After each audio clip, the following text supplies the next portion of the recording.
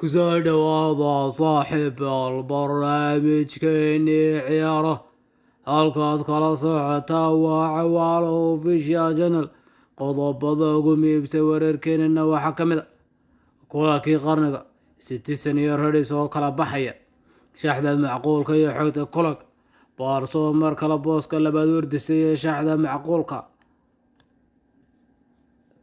Conte tababari loo diiday shaqada Man United oo booska afraad geeyay Tottenham iyo halka United toddobaad fadhi jamaahiirta oo baraha bulshada ku jeexjeexay maamulka Red Devils kuma farxi doona haddii Messi koobka adduunka ku guuleysto.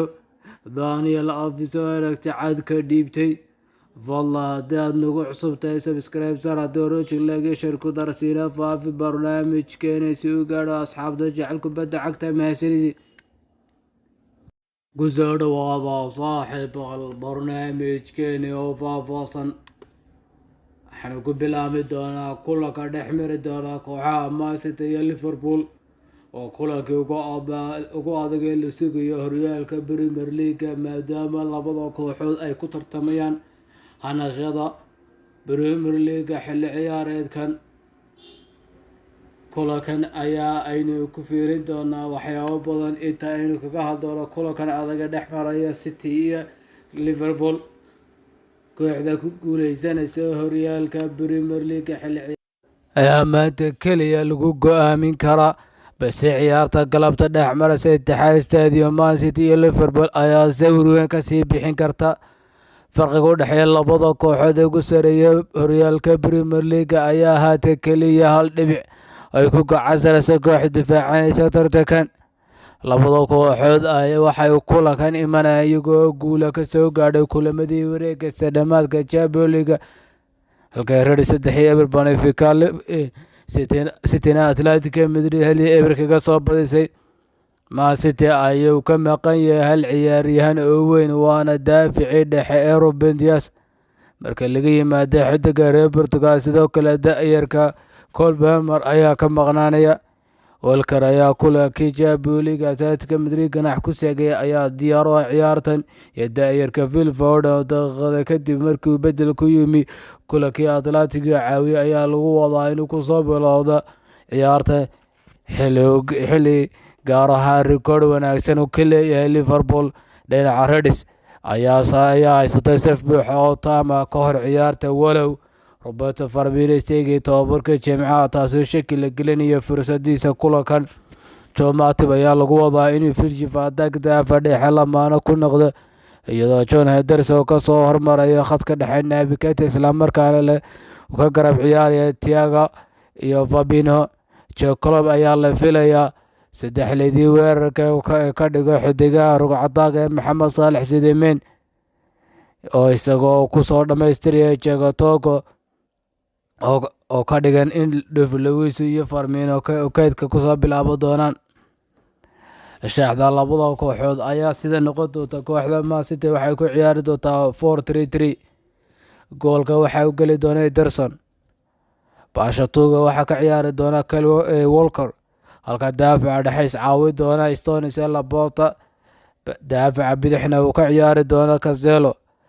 khadka dhexena ay ka ciyaari doonaan Rodri, Silva iyo De Bruyne halka labada baalood noqon doonaan Jack Grealish iyo Mahrez. sagaal beenaadkooduna u noqon doona Foden. shaxda Liverpool iyadana 4-3-3. goolka waxaa kusoo bilaabo doona Alisson. daafaca midig waxaa noqon doona Arnold.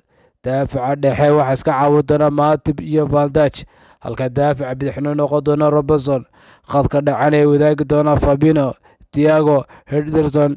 labada baaloodna ay noqon doonaan Salah, Diaz iyo Main.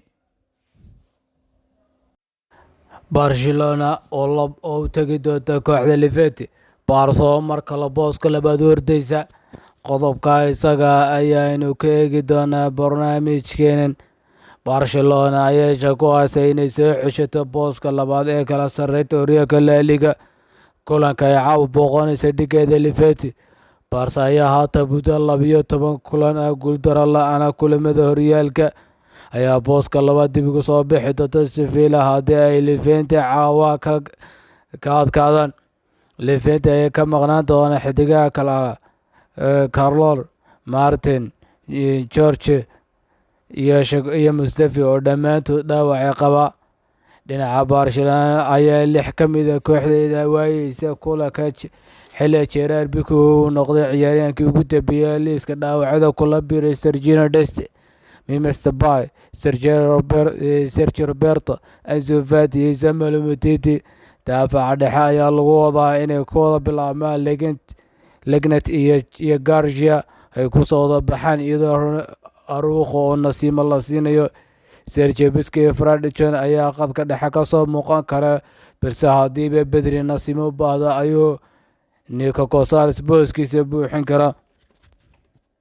Haddii aanu intaa kaga nimaadno kulamada laga ciyaarayo horyaalada qaaradda Yurub kuwa ugu muhiimsan, markaan eegno warka kale ee kubadda cagta, Tobril loo diiday shaqada Man United ayaa Tottenham booska afraad geeyay, halka United toddobaad fadhida jamaahirta baraha bulshada ee Sportska ayaa maamulka Red Devils baraha bulshada ku jeexay.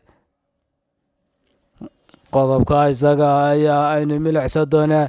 Jamaahirta kubadda cagta ayaa si guud ahaaneed kooxda Man United ugu jarjaray intuu baraha kooxdeeda u magacaabi weyday macalinka Tottenham Antonio Conte igoo bedelkiisa xilli ciyaareedka ka quusay bishii November, isla markaana tababare ku meel gaadh ah raadsaday. Conte ayaa doonayay shaqada Old Trafford oo muddo sugayay sida uu dhowr mar sheegay saxafiga caanka Fabrizio Romano, balse ugu dambeyn Tottenham adeegsanaysa agaasimada Patricio oo Juventus ku soo wada shaqeeyeen. Conte ayaa ku guuleystay saxiixa walow xagaagii hore u diiday. Cabashada ugu weyn ay jamaahirta Manchester ku qabaan khubarada haatan soo fadhiisata muuqbaaya waaweyn ee xidigii hore ee kooxdooda oo Conte ku sifeeyay tababare aan ku habbooneen hab ciyaareedka kooxdooda, walow waqtigaas aad ugu mashquulsanaa inay difaacaan saaxiibkoodii hore Ole Gunnar Solskjaer. Haddana waxay gebi ahaanba ka soo horjeesteen saxa Conte oo arkay mid ciyaartiisu difaacasho ku dhisan tahay. Arrintan ayaa bahdilka Red Devils ayaa ahaatay Tottenham oo ay 46 gool ka dhalisay tartamada dhanka waqtiga Conte joogay, halka United Premier League xilli ciyaareedkan oo dhan ay dhalisay 49 gool. Shalay ayay Man United 1-0 ay kala kulantay kooxda heerka labaad ka ordisay Everton. Conte Spurs hogaaminaya 4-0 guul kaga soo gaadhay Aston Villa. Manchester ayaa haatan booska toddobaad ku jirta kala sarreynta horyaalka, waxaanay 6 dhibcood ka dambeeyay Tottenham oo afraad joogta iyagoo min 31 ciyaarood ciyaaray.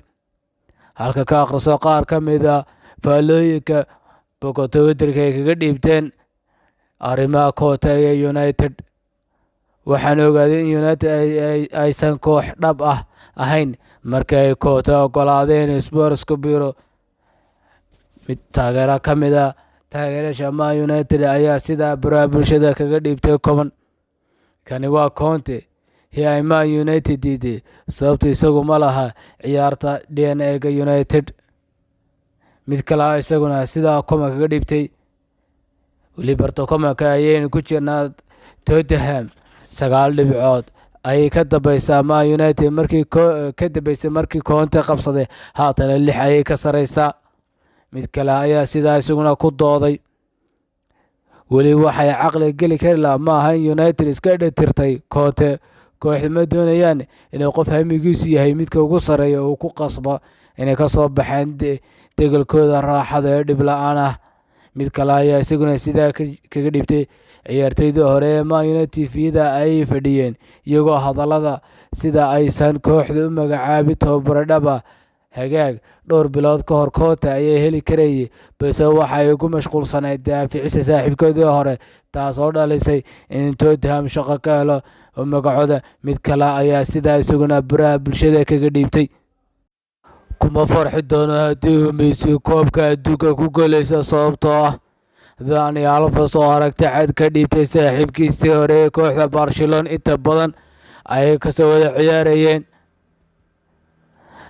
Daafaca midig ee kooxda Barcelona Dani Alves ayaa ka hadlay aragtidiisa koobka adduunka iyadoo uu doonayo in saaxiibkiisa hore Lionel Messi uu ku guuleysto. Marka laga yimaado inay asxaab dhow yihiin, Messi iyo Alves ayaa kala metelaya xulalka aad ku xafiltama South America ee Brazil iyo Argentina. Intaas waxaa dheer inuu Alves u muuqda mid xulkiisa kala qaybgeli doona koobka adduunka ee ka dhacay Qatar isagoo 39 sano jir ah. Alves oo la weydiiyey haddii ku farxi lahaa inuu Messi ku guuleysto koobka adduunka ayaa sheegay inuusan ku farxeen maadaama iyagu doonayeen inay ku guuleystaan koobka xataa haddii ay suurtagal tahay ay ka xadi doonaan. Mar la weydiiyey haddii uu ku farxi doono Messi koobka adduunka hanta ayuu dani ku jawaabay macquul maaha, koobka waa inaanu anagu qaadnaa, haddii ay muhiim tahay waanu xadi doonaa.